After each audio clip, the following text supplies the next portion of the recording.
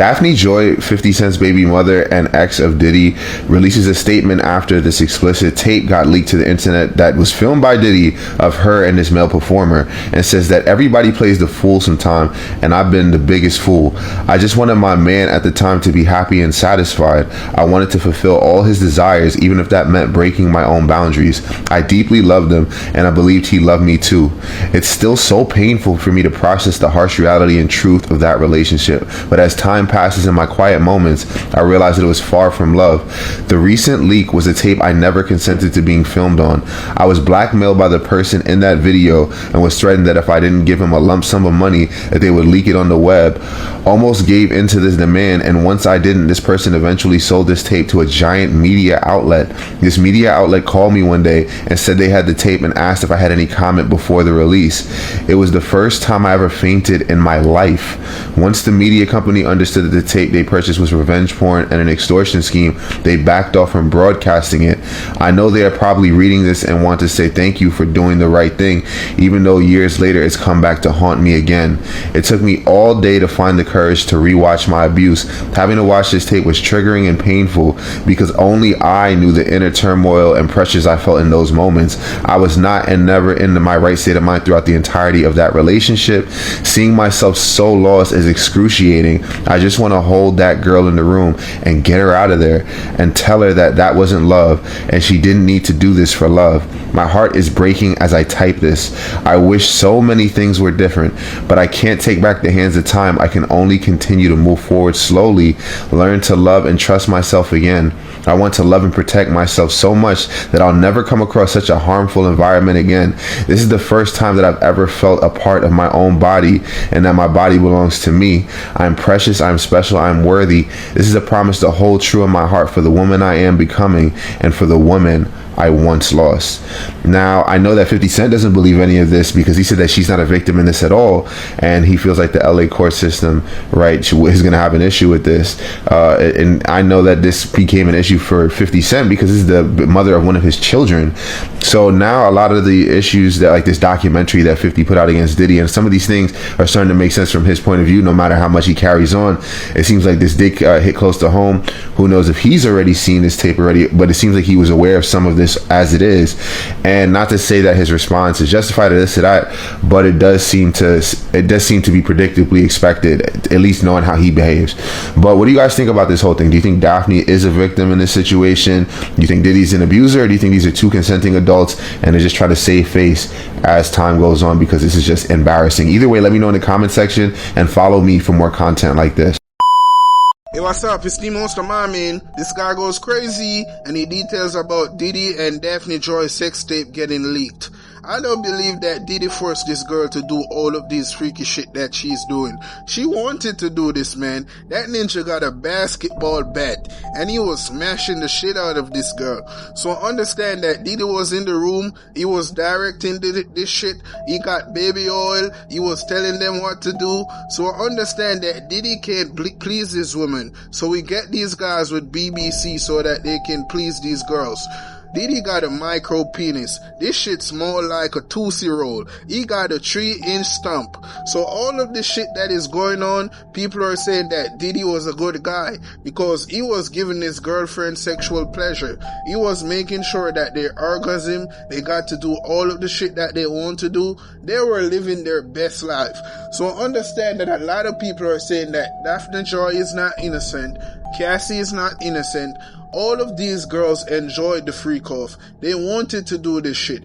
Diddy did not force anyone to be a freak.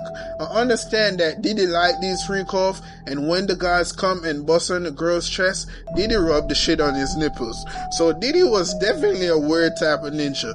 But a lot of people was always saying that Diddy was always gay. We heard a lot of rumors that Clive Davis was Diddy's sugar daddy, and Meek Mill and Diddy was in a relationship. They was wearing matching clothes together. We heard that voice recording of the ninja get his back blowing out. So a lot of shit was going on for a long time, man. So all of these gay shit that people been saying about Diddy, I don't believe that Diddy was having sex with the guys. He was getting guys to do this shit because this ninja got a small penis. That can't please no one. That can't damage your asshole. So understand that a lot of guys are coming out with lawsuit. Little Rod said that Diddy sexually assaulted him. So Diddy said that Little Rod should prove. He should send his medical records. And all now Little Rod can't prove that shit. So Diddy did not force none of these ninjas to do gay activities.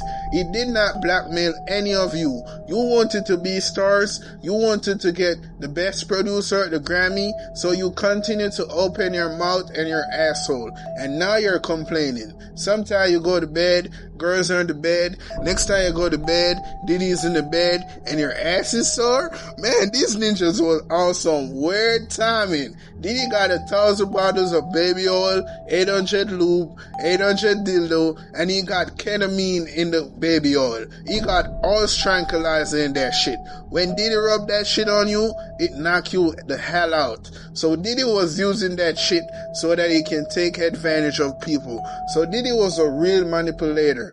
He used his power so that he can use people and get people to do gay shit and gay orgies.